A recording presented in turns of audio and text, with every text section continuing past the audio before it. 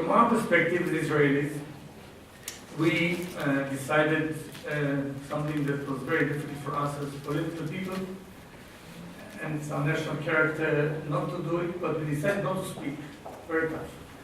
And we didn't say anything because we didn't think that when we say something it will add anything positive. It may be interpreted negatively. So we didn't speak because we didn't know.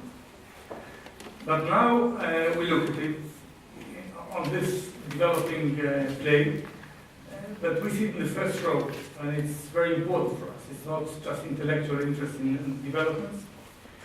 We have an agreement with Egypt, as I mentioned earlier, which to me is the cornerstone of stability and the peace that we have, and the peace that we want to have with more countries in the Middle East. For 30 years since Sadat was murdered, and for 33 years since Sadat and Begin started their process, this was the stable and strong axis of the Middle East peace, Egypt and Israel. And it's our keen interest, and I believe it's the Egyptian keen interest that this stays the policy of peace, no war, relationship diplomatic and otherwise. I don't see any objective reason that it will change. I hope this will be the policy to be pursued by the Egyptian government of today and tomorrow. What will other Arab countries make of it when they see what happened in Egypt? Open questions. I know nothing that you don't know. So we need to see how it develops in the Arab world. Let me move from here to the Palestinian issue and then try to conclude and let you ask me some questions if there are any. If you walk the streets of Jerusalem or Tel Aviv or Haifa or our cities today, even our borders, you will see something that is very promising but very misleading. Why promising? Because first of all, it's quiet. No terror, no war. The economy is doing great. The Israeli economy has passed the last crisis. I would say without boasting with flying colors. Unemployment is down. Growth rate is over 4% this year. We're close to $30,000 per capita GDP. Good story. On the Palestinian side, growth rate of the economy was 8% last year. It's supposed to be more this year. I hear from people going there. I had Tony Blair some time ago, a meeting quite a lot. We saw people smiling, more projects, more employment. Life is fine. So one can think that this is good and we can leave it like that. This is the illusion. We don't have a stable, steady state there. It's a situation that cannot persist forever. It's good that we have it this way, but we need to use the time to try to find either a solution for all the problems or at least to advance on the track for the equation that we know will be the equation and the formula in the end. Two states, one by run by us, one by them, Israel, Palestine. This is agreed now by the Israeli government. Last 5, 6 governments say the same thing. Even this government, Netanyahu, said it openly. It's the policy accepted by 75 or 80% of Israelis in all polls. There may be, and there is, disagreement about the exact delineation of the border and the issues like 48 problems, refugees, Jerusalem issue, security. I'm not saying it's easy, but the framework is there, the idea is there. And I think that it's high time that we get back to the table and try to negotiate an agreement. I think that by time passing, we lose. I think by time passing, they lose. It's not a zero-sum game. Both of us feel fine. Relationship is good, cooperation is fine, but we know it's not going to end up like it shouldn't end up like this. We don't have a normal situation. What is the sovereignty? Where is the line? What will be the state of Palestine? Where? Who lives what? Where? Who does what to whom? It's all still very blurred. So I have to add something to be more cautious, not too optimistic.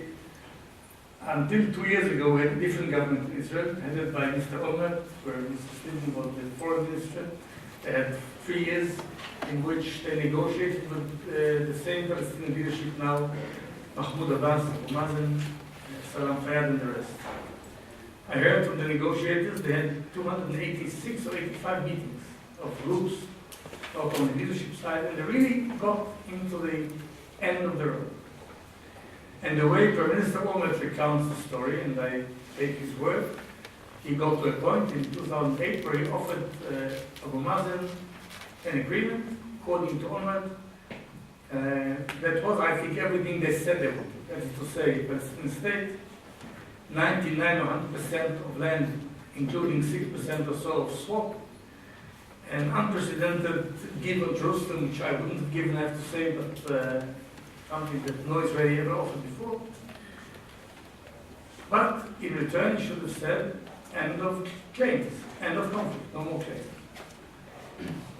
Abu Mazen heard it and said, let me consult my advisors, and never returned. Did not come back because it was not enough for him. What else could he expect?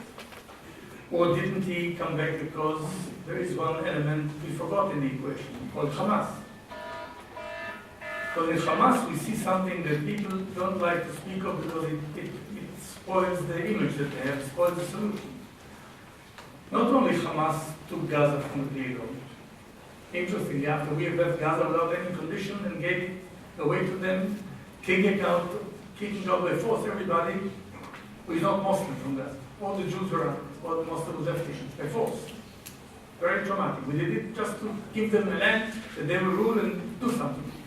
Some weeks later, Hamas took over, killed some PLO people, and they controlled Gaza. So, of course, Abu Mazen says, yes, Hamas is not bound by that, and they say no.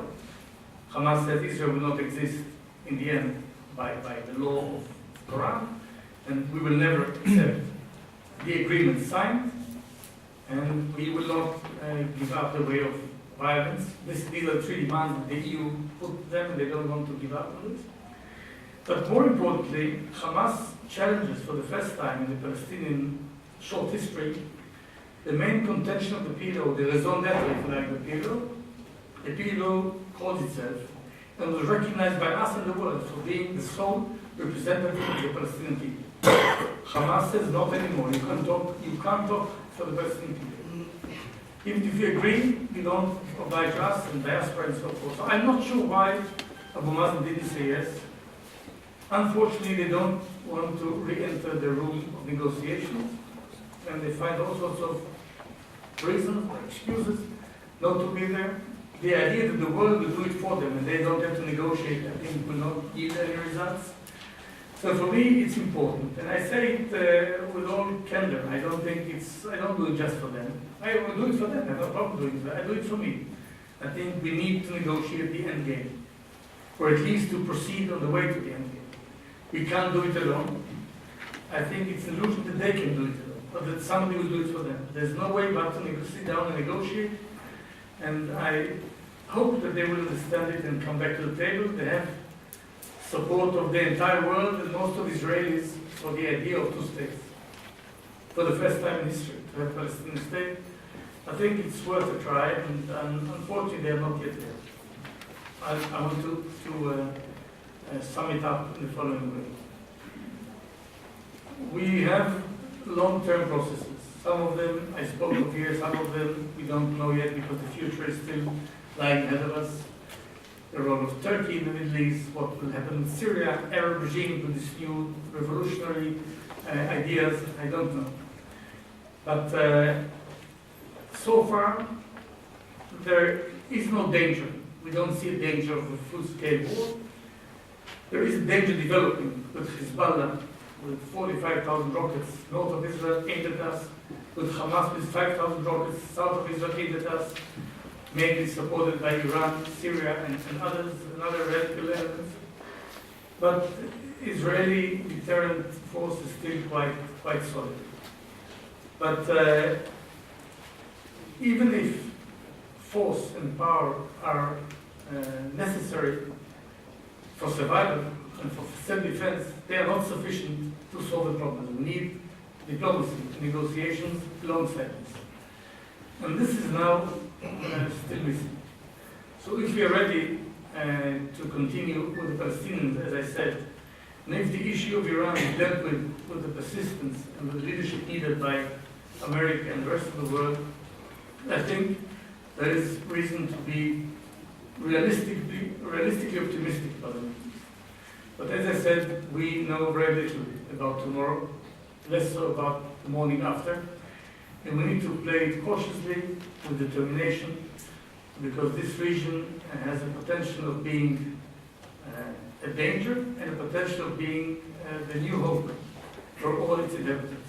And the last thing we want is to stay the only democracy there. We would rather have many more democracies, and to stay with animosity with some of our neighbors. We want to broaden the peace process, to broaden the peace partners, and we hope that this will happen if we, the world, so to speak, and our neighbors will take the tough decision needed for them. Let me pause here. Now I'm in your hands if you want to ask me anything, please.